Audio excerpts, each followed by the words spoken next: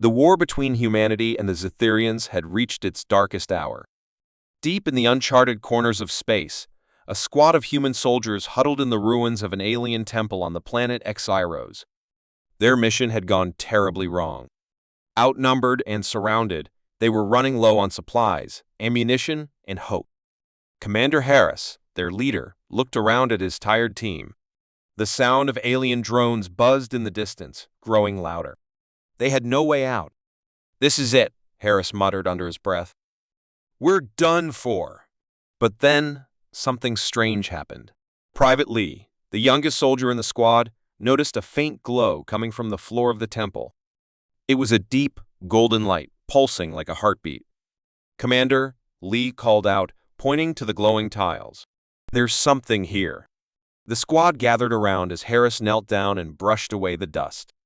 Beneath the dirt was an intricate carving of a sleigh with swirling alien symbols surrounding it. The glow intensified as Harris touched the carving. Suddenly, the ground trembled, and the temple walls began to shift. "What's going on?" shouted Sergeant Diaz, gripping her weapon. Before anyone could answer, a hidden platform rose from the floor. On it stood a large, metallic sleigh. It shimmered like it was made of starlight, its surface etched with runes that seemed to hum with energy. The squad stared in stunned silence. That looks like," Lee stammered. "A sleigh," Harris finished, his voice filled with disbelief. The soldiers were too mesmerized to notice the growing sound of footsteps outside. The Zetherians were closing in. Just as panic began to set in, the sleigh's cockpit opened, and a figure stepped out. He was tall and broad, wearing a red suit unlike anything the soldiers had ever seen. It wasn't fabric. It was a sleek, armored exosuit that glowed faintly at the seams. His white beard flowed like mist, and his piercing eyes radiated both warmth and power. The man held a staff that crackled with energy. Who are you?" Harris asked, raising his weapon cautiously. The man smiled, his voice deep and steady. "I am Santa Claus," he said. The soldiers exchanged skeptical glances. Santa Claus? In the middle of an alien war zone? Before anyone could question him further, the temple doors burst open. A squad of Zetherian soldiers stormed in, their weapons aimed. "Get down!" Harris shouted, but before they could react, the man in the red suit raised his staff. A wave of golden light erupted from it, sweeping across the room. The Zetherians froze in place, their weapons disintegrating into dust. Then, with a flick of his staff, Santa sent the aliens flying out of the temple, the doors slamming shut behind them. The soldiers were speechless. "How did you?" Diaz began, but Santa interrupted. "There's no time for explanations," he said, stepping toward the sleigh. "If you want to survive this war, you'll have to trust me." Reluctantly, Harris nodded. "What do we have to lose?" Santa gestured for them to board the sleigh. As soon as they climbed in, the cockpit sealed itself, and the sleigh lifted off the ground. The temple roof parted, revealing the star-filled sky above. In an instant, the sleigh shot into the air, faster than any human ship could ever move. Asa, the stars blurred around them. Santa began to speak. "Centuries ago, the Zetherians weren't always this way," he explained. "They were a peaceful race, creating wonders across the galaxy. I was one of them, an inventor tasked with spreading joy and hope to struggling civilizations." "Wait," Lee interrupted. "Are you saying the Santa Claus myth came from you?" Santa nodded. "Long ago, I visited Earth. I saw how humans were struggling and gave them gifts, tools, knowledge, ways to survive. Over time, your people turned those acts into stories. They called me Santa Claus. But the Zetherians, they didn't like that I was helping others. They wanted to dominate the galaxy, not save it." "So you ran," Harris said, piecing it together. "I escaped," Santa corrected. "And I've been hiding ever since. Until now." The sleigh slowed as they approached a massive Zetherian fleet, hovering above Xyros. Santa turned to the soldiers. "The Zetherians are building a superweapon in that fleet. If it's completed, Earth and every other free world will fall. We have to stop it." Diaz asked. "There's no way we can fight all that." Santa smiled. This sleigh isn't just for show. It's equipped with technology far beyond anything the Zetherians have. And I've brought some gifts. Panels in the sleigh opened, revealing advanced weapons and gadgets, unlike anything the soldiers had seen before. We'll need to work together, Santa said. This will be the most dangerous mission of your lives. But if we succeed, we'll save not just Earth, but the entire galaxy. As the sleigh approached the fleet, the soldiers readied themselves, gripping their new weapons. The tension in the air was thick, but for the first time in weeks, they felt something they hadn't felt in a long time: hope. Santa looked back at them, his eyes gleaming. Let's deliver a miracle. And with that, the sleigh plunged into the heart of the Zetherian fleet, the battle for the galaxy about to begin.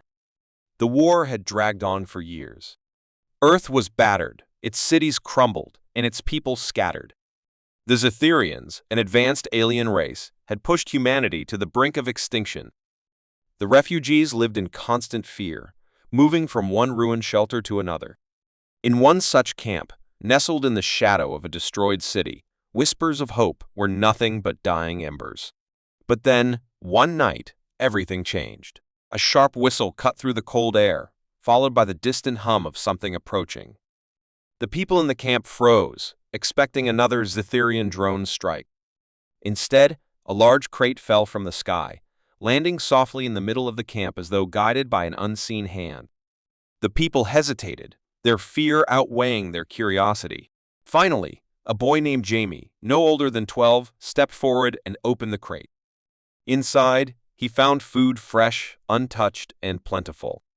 There were also medical supplies, blankets, and strange glowing devices that emitted warmth. Where did this come from? An old man asked, his voice shaking. Before anyone could answer, a loud voice echoed from the hills. Ho, ho, ho. The refugees turned toward the sound. A figure in a red suit stood atop a hill, silhouetted against the night sky. He was tall and broad-shouldered, with a long white beard that seemed to shine in the dim light. The refugees stared in disbelief. Santa Claus? Jamie whispered. The man stepped forward, his heavy boots crunching on the frozen ground. But as he approached, the refugees noticed something strange. This wasn't the jolly, round Santa from their childhood stories. His suit wasn't made of fabric, but a sleek, metallic armor that glowed faintly at the seams. Strapped to his back was a massive sack that seemed far too advanced for anything human. Who are you? A woman asked, stepping forward cautiously. The man smiled warmly, but there was a flicker of something fierce in his eyes. You can call me Santa. I'm here to help. The refugees didn't know whether to believe him. But before they could question him further, the ground shook. The Zetherians had arrived. Their towering, insect-like forms emerged from the shadows, their weapons gleaming under the moonlight. Run! Someone shouted, but Santa didn't move. Instead, he pulled a long, glowing staff from his sack. With a wave of the staff, a barrier of shimmering light appeared around the camp, deflecting the Zetherians' first volley of attacks. The aliens screeched in frustration, but Santa was already on the move. He charged forward, his staff transforming into a massive energy blade. The refugees watched in awe as he fought. The red suit seemed to amplify his strength and speed, allowing him to move faster than any human.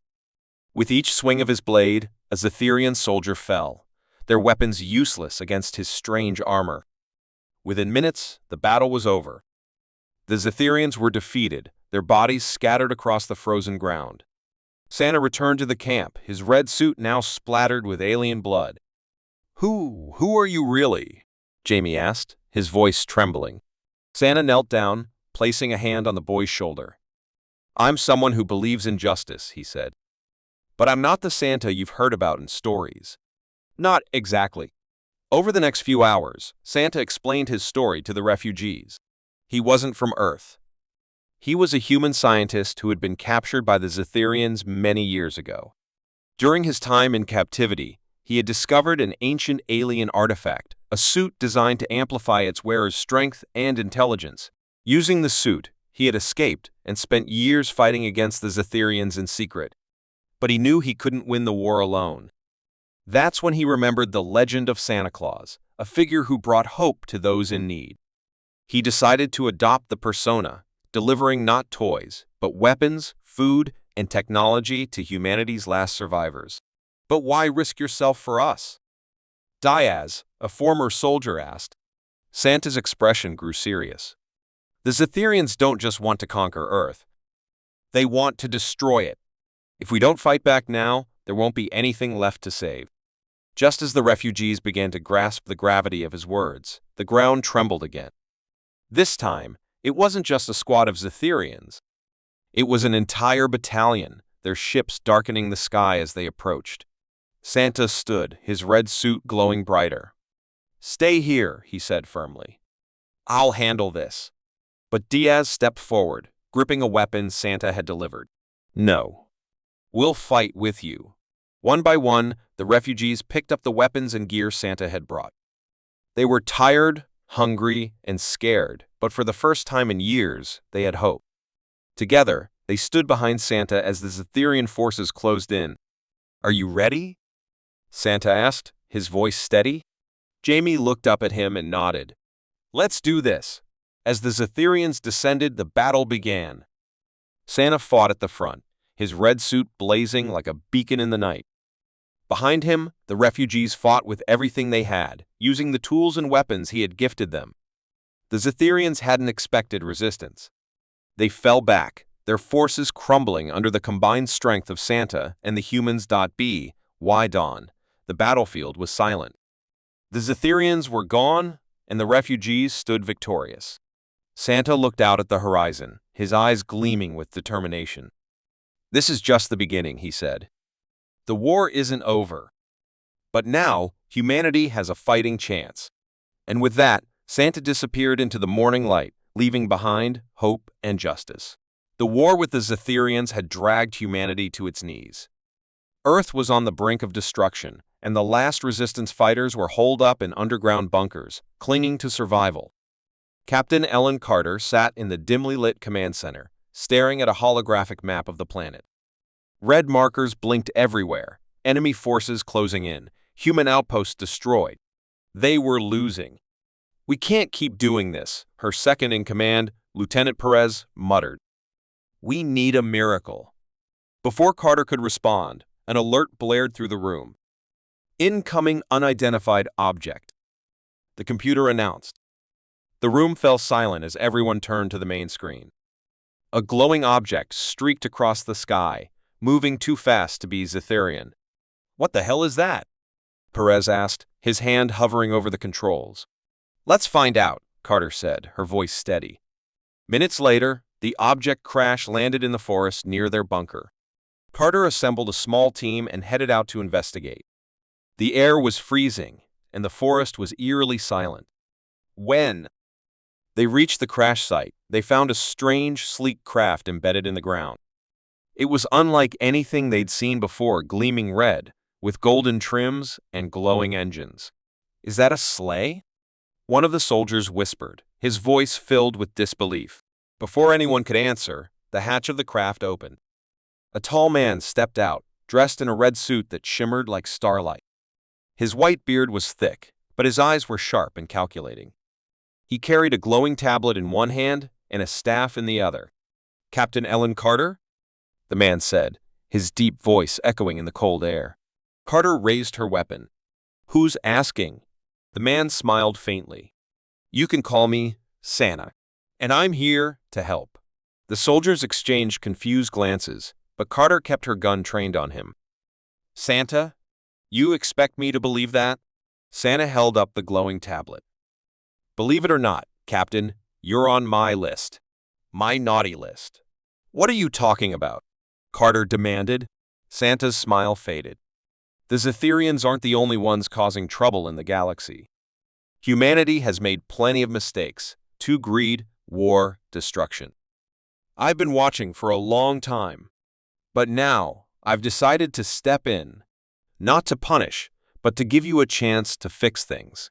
"And why should we trust you?" Perez asked, his hand on his weapon. Santa tapped his staff on the ground. A holographic projection appeared, showing detailed maps of Zetherian troop movements, supply lines, and weak points. It was more intel than the Resistance had gathered in years. I have information that can turn the tide of this war, Santa said. And I have something else, something the Zetherians fear. He reached into his sack and pulled out a small device. It looked simple, almost like a toy, but it radiated power. This is a disruptor, he explained. It can disable Zetherian technology, but it needs to be deployed at their main command center. Carter studied him carefully. Why would you help us? Santa's eyes softened. Because despite your mistakes, humanity still has hope. I've seen it in the way you fight for each other, in the way you refuse to give up. I'm giving you the tools. The rest is up to you. Carter lowered her weapon. All right. Let's do this. The plan was simple, but dangerous.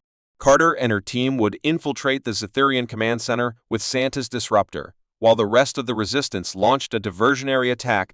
As they prepared for the mission, Santa handed each of them a device from his sack: advanced weapons, shields, and communication tools. These aren't just gifts, he said. They're chances to prove you're better than your enemies. Use them wisely. The team set out under the cover of darkness, with Santa leading the way. His sleigh, now camouflaged, hovered silently above the trees. Inside, the glowing tablet displayed their path and enemy positions in real time. As they approached the Zetherian base, the tension grew. The aliens were everywhere, towering figures with glistening exoskeletons and glowing eyes. Carter's team moved carefully, using the tools Santa had given them to avoid detection. But just as they reached the command center, an alarm blared. They've spotted us, Perez shouted. Keep moving, Carter ordered. The Zetherians swarmed toward them, but Santa stepped forward, his staff glowing. With a single wave, he unleashed a shockwave that sent the aliens flying. Go! He shouted. I'll hold them off. Carter hesitated for only a moment before nodding. She and her team charged into the command center, fighting their way to the control room. The disruptor hummed in her hands, its energy growing stronger. We're almost there, Perez yelled as they reached the central console. Carter placed the disruptor on the console and activated it. A pulse of energy rippled through the room, spreading outward. Outside, the Zetherians' weapons and ships began to fail. Santa, still holding off the aliens, smiled as he saw their confusion. It's working, Carter said. But then, a Zetherian general burst into the room, his massive frame blocking the exit. The team was out of ammunition, and the disruptor needed time to finish its job. Before the general could strike, Santa appeared, his staff crackling with energy. You're on my naughty list, he said, his voice cold. With a single strike, he brought the general down. The disruptor completed its pulse, and the base began to collapse. Santa grabbed Carter and her team, pulling them onto his sleigh. Hold on! He shouted as the sleigh shot into the sky, just as the base exploded below them. A new beginning back at the Resistance base. The team was met with cheers. The disruptor had worked. The Zetherians' technology was failing, and humanity finally had a chance to fight back. Santa prepared to leave, but Carter stopped him. What happens now? She asked. That's up to you, Santa said. Just remember, the list isn't permanent. You have the power to move from naughty to nice. Use it wisely. With that, he disappeared into the night, his sleigh vanishing among the stars. And for the first time in years, humanity had hope. The city of Ardana was on its last breath. The Zetherians had turned the once bustling metropolis into a desolate ruin.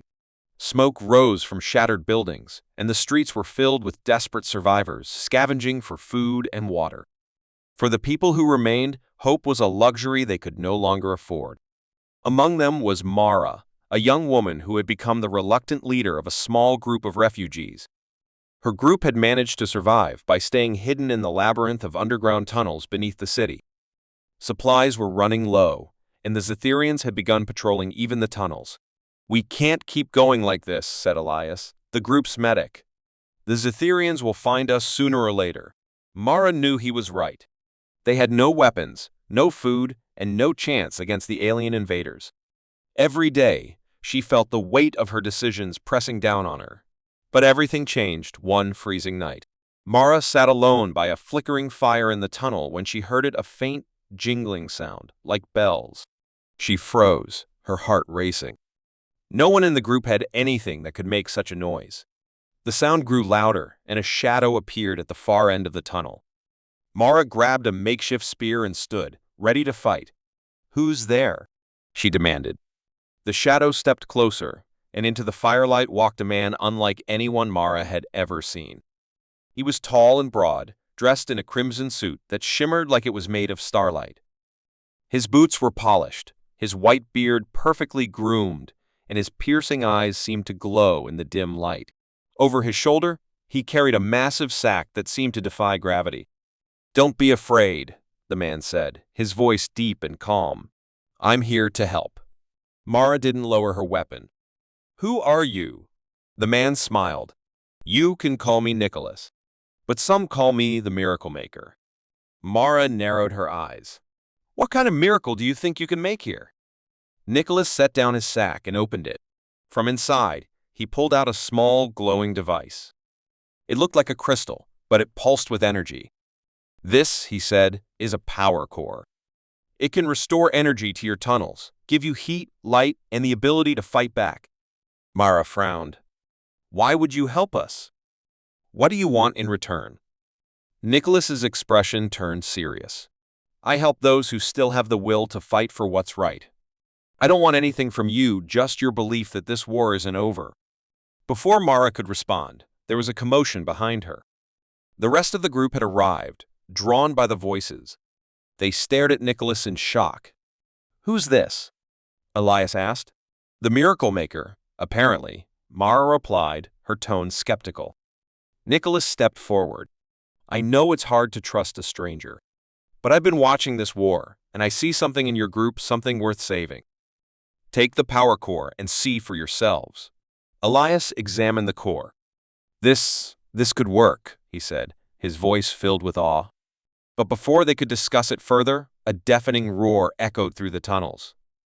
The Zetherians had found them. "We have to move," Mara shouted. The group scrambled to grab their belongings, but the Zetherians were already closing in.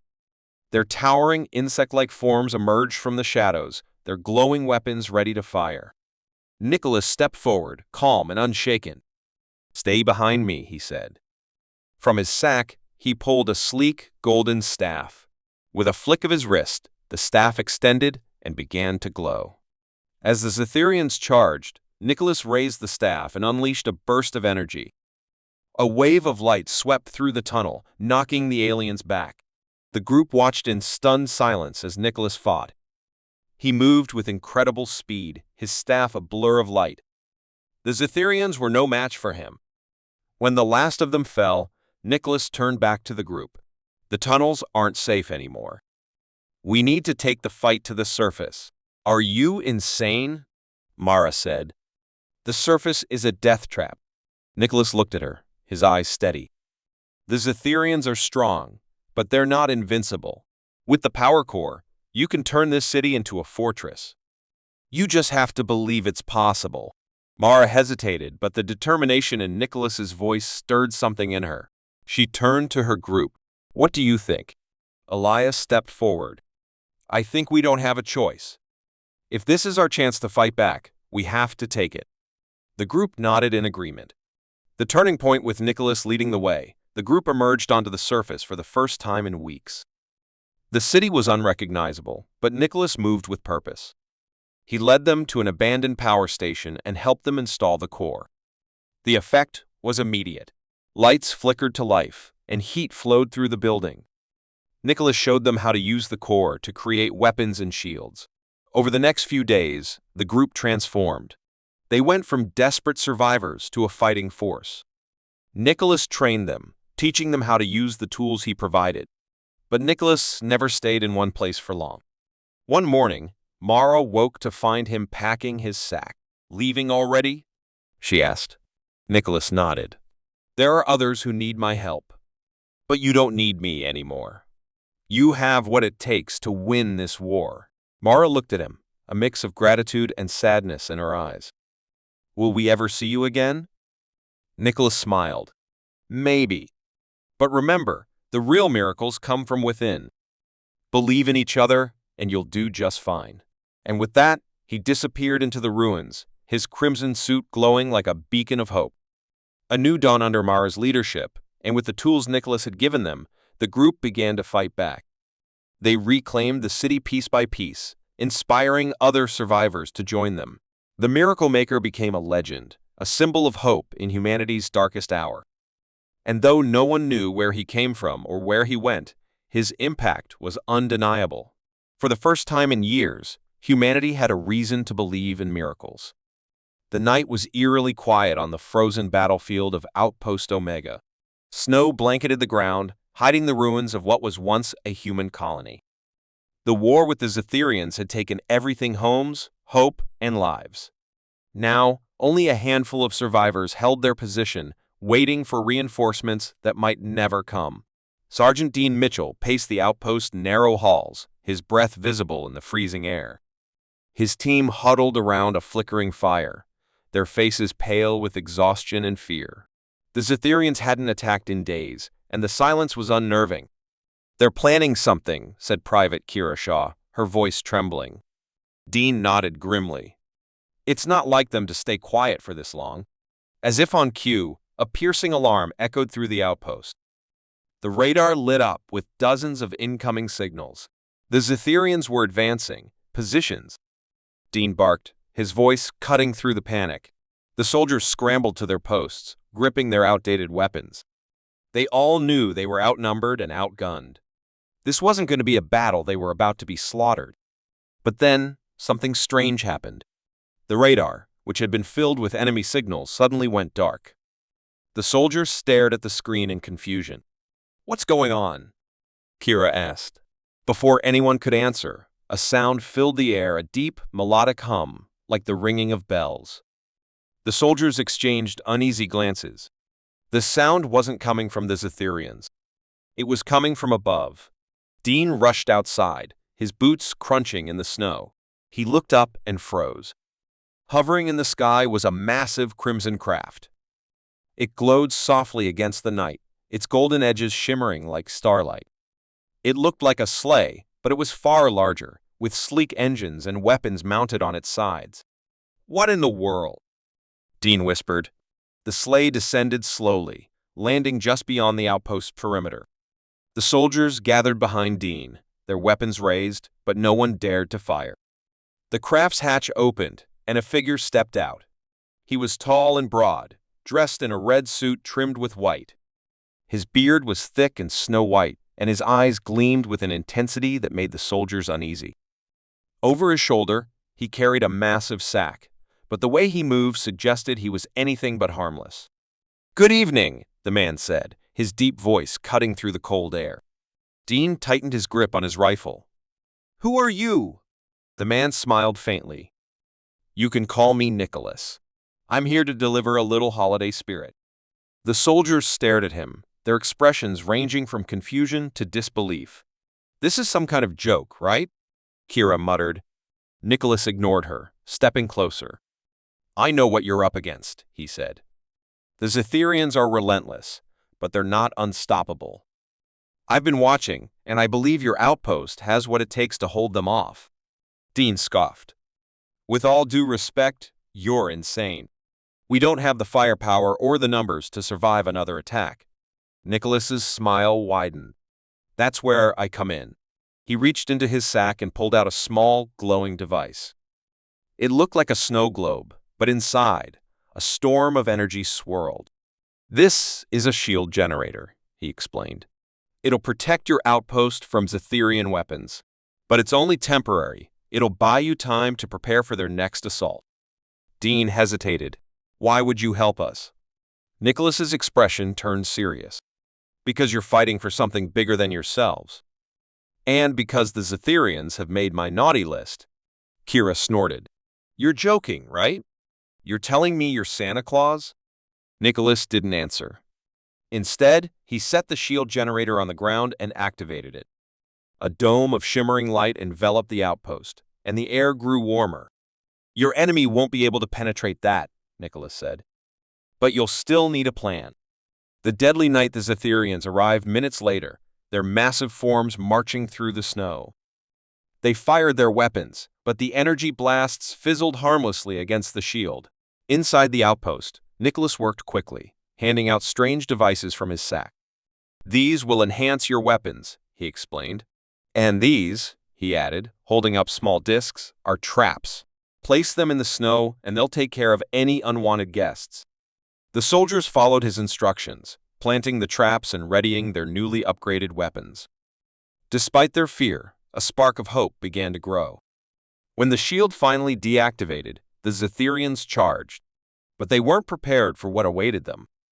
The traps detonated as they approached, sending shockwaves through their ranks.